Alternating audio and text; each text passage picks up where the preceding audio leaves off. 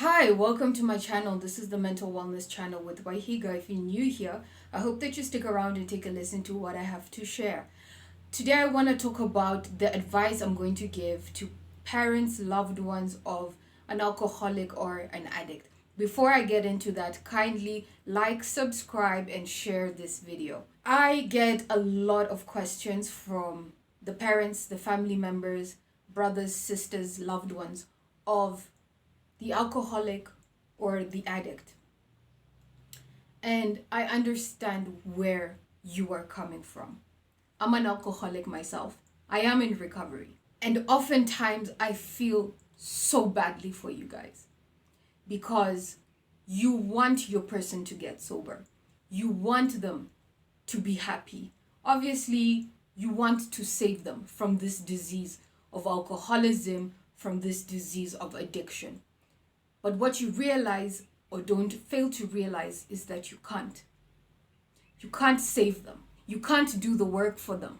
So when I get messages or people tell me, can you sponsor my friend? Can you sponsor my cousin? Can you take my daughter to AA meetings? I can't do that because I can't do the work for them.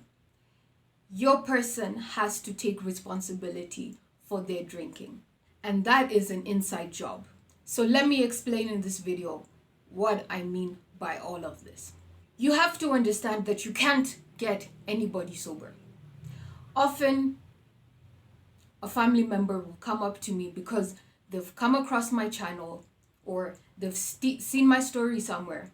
They'll come to me and they'll say, my husband, my wife, my sister, my brother, my cousin is really struggling with alcoholism.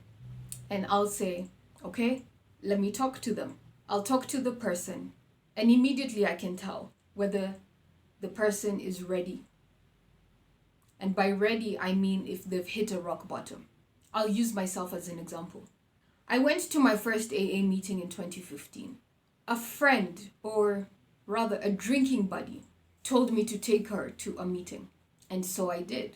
I went and I sat down in that meeting, and all I heard was the third tradition. And the third tradition really put me out of my element because it stated the only requirement for membership is a desire to stop drinking. And I said, absolutely not. I was not ready to stop drinking. I had no desire to stop drinking. I thought I was accompanying my alcoholic friend to a meeting. I didn't understand why I was going to a meeting. I didn't have the problem. And I left that 12-step meeting. I didn't go back. By this time, I had been in rehab, out of rehab, and I was trying the not drinking thing. I was failing miserably. After that, I went back out and I drank. I drank for 2 years, uncontrollably. Could not stop drinking. And eventually, this lady 12-stepped me. So basically, she talked to me about her drinking. She didn't judge me. She didn't tell me that I need to stop drinking. I mean, that was quite obvious. But I didn't know how to stop drinking. 1. 2, I didn't know how to stay stopped. 3, when I stop drinking, my life gets worse. Meaning, sobriety is extremely painful. And 4, I could not picture my life without alcohol.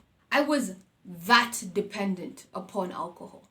But when this woman came and 12-stepped me, which is basically another alcoholic talking to another alcoholic about their drinking and how they got sober, that's what hooked me. She wasn't judging me. She was basically telling me about her drinking, which I identified with 100%. And I asked her at the end of it, then if you drank like I drank, and if you drank like I drink, how come you're sober and I'm not? And she said, I do a 12-step program. I go to these meetings. I do A, B, C, D, E, F, G. And I've been sober ever since. I think at that time she was about 15 years sober. And I thought to myself, that's incredible. I want what this lady has. And for the first time in my life, I was convinced that a person who drank like me, who looked like me, whose medicine was alcohol, could be sober and happy. And I did exactly what she said. And I too was separated from alcohol. It took a while though. I mean, I had 4.5 months sober, and then I relapsed. And then my sobriety date is the 2nd of July, 2017. When I woke up on the 2nd of July, 2017, did I know that that was the last day that I was going to drink? Absolutely not. I didn't wake up and think, oh my gosh, I've decided today I'm not going to drink. I didn't choose that day for me to get sober. I didn't know that was the last day, but it was the last day, one day at a time. But you have to hit a rock bottom. You see, on the 2nd of July, 2017, I was ready. I was in so much pain. So much pain. And I finally understood that I was powerless over alcohol and my life was unmanageable. With or without alcohol, my life was unmanageable. Drunk or sober, my life was unmanageable. I understood that my parents could not bail me out of this, that no money could bail me out of this, that no more visits to rehab could bail me out of this, that I was in some deep trouble. I understood that I was drinking beyond human aid, that no medicine was going to stop me from drinking, that I was beyond. I understood that I was drinking beyond any point of control. I understood it was something I didn't want, but yet I had. And I accepted it. I accepted the circumstances I was in. I accepted the fact that I was an alcoholic. I was powerless over alcohol, and my life was completely unmanageable. I could not stop myself from going to the liquor store, even though I wanted to not drink. I could not stop myself from doing it. I understood that. And when I stopped blaming my parents, when I stopped blaming childhood trauma, made up, or things that actually happened, when I stopped blaming my failed degree, when I stopped blaming my past relationships, when I stopped blaming my drinking on everything except myself, that was the day that I was separated from alcohol. So as a family member, it is the hardest thing to watch as your person struggles. Nobody can do that work for your person but God. It's an inside job. And the more that you bail them out of situations, the more that you take them out of consequences, the more that you pad their consequences, the more that you bail them out of jail, the more that you send them rent money, the more that you don't tell their boss what is really going on, the more chances you are blocking for God to do his work. Alcoholics like myself get sober by really difficult lessons in life. That's how we get sober. We get sober by living on the streets, by being homeless, by losing our jobs, by losing our families, by losing our education. It's a really hard pill to swallow, but that's how we get sober. Everything has to be taken from us so that we realize why we are in the mess we're in. And the more that you accommodate our drinking, the more you are enabling us. Think about it like this. The people who live in your household, do you allow people to come into your household at 3 a.m.? Just randomly, 3 a.m., drunk, cause havoc throughout the house, wake everybody up, disrupt everybody's sleep, eat all the food in the fridge, beat up people downstairs, and then some pass out in the hallway at 6 a.m. after causing so much havoc? I mean, you wouldn't allow that to fly in your house. With an alcoholic, you have to set up some really tough boundaries. And that's how you know alcoholism is a family disease. because we turn healthy people into unhealthy people. An alcoholic family becomes dysfunctional. All of us become dysfunctional, including the ones who are not drinking, are sick people.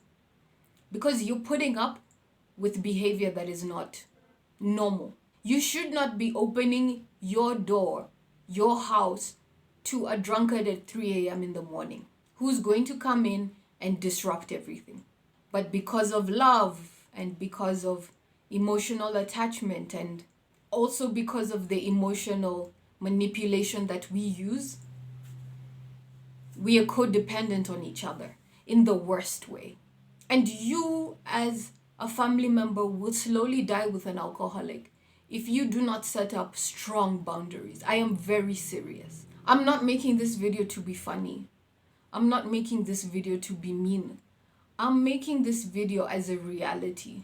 If you don't put up strong boundaries around the alcoholic in your life, you will die a slow and painful death with them. They will drag you down with them, financially, emotionally, and physically. We are not in our right minds. We will use you emotionally, physically, spiritually. We will bankrupt you. We will come home and we will sell everything in that house. If need be, we will do it because we need to drink. Nothing is above us when the cravings for alcohol is on us. Nothing is above us. We will beat our children. We will do it. We will beat our wives. We will beat our husbands. So please take care of yourself. Put up really strong boundaries. The only time that you should be talking to the alcoholic in your life is when they have made the change and they are actually sober. You will know when they're sober. And also, if and when they have decided they want to change. But don't let them take you on a trip over and over again. If and when they want to change, they will actually do it. And by change, I mean they will go to a 12-step meeting. They will look for their own help. You won't have to do the heavy lifting for them. You won't have to look for these resources for them. You won't have to look for meetings for them. You won't have to do it for them. They will do it for themselves. In fact, you will start complaining and saying, hey, you're really going to too many meetings. We don't see you anymore. Yeah. But in the meantime, just consider that they are not ready. They are not ready for recovery if they're not doing the work. And you cannot absolutely push an alcoholic into recovery. You can't do it. What you can do is cut yourself off from their lives. I'm not joking. Cut yourself off. You're not dealing with the same person you knew or you grew up with. You're not dealing with the same person. I hope this video was helpful. Please let me know if you are dealing with an alcoholic family member and how you are dealing with the situation. I understand how painful it is. I'm an alcoholic in recovery, so I definitely see it from both sides. I see how manipulative we can be, but I also understand that nobody can get us sober. I can't even get myself sober, so we're completely powerless over our addiction and our alcoholism. And it's only God that can really save us from ourselves. But until that point, don't enable us, please. Kindly like, share, and subscribe. Thank you so much. Until the next video. Goodbye, guys.